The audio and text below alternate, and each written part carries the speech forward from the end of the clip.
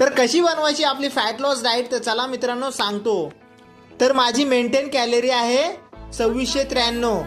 2693 मधून 500 कमी केलं तर मला माझी फॅट लॉस साठी 2193 ही कॅलरी भेटते। तर ही कॅलरी मी फॅट लॉस साठी फॉलो करणार आहे।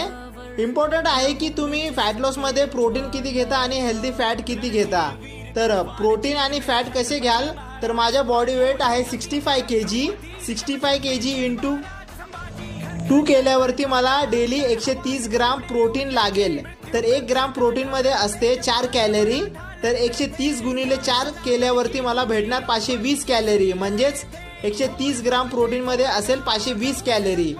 आणि दुसरं असतं हेल्दी फॅट। मग हेल्दी फॅट साठी आपण दुसरा फॉर्म्युला यूज करणार 65 इंटू 0.8 म्हणजेच 52 ग्राम। तर 1 ग्राम फॅट मध्ये असते 9 कॅलरी। तर 52 गुणिले 9 मला भेटणार 460 कॅलरी। 460 कॅलरी ही मला डेली हेल्दी फॅट मधून घ्यायची आहे आणि म्हणजेच उरलेली कॅलरी 1213 ही मला कार्बोहायड्रेट आणि फायबर मधून घ्यायची आहे। बस एवढंच आहे मित्रांनो। जय महाराष्ट्र मित्रांनो, तुम्हाला तर माहित आहे मी बॉडी रिकम्पोजिशनचं चॅलेंज घेतलं आहे।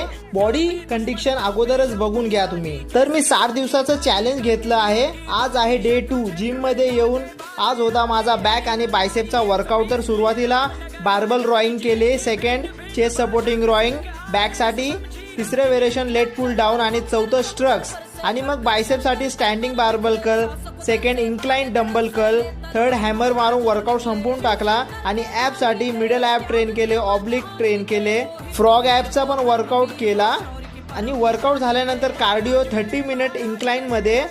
ही आहे वर्कआउट नंतरची बॉडी कंडिशन। माझ्या व्हिडिओमधून थोडीफार माहिती भेटली असेल तर फॉलो नक्की करा मित्रांनो, शेअर पण करा। तर चला भेटूया पुढच्या व्हिडिओमध्ये। जय महाराष्ट्र।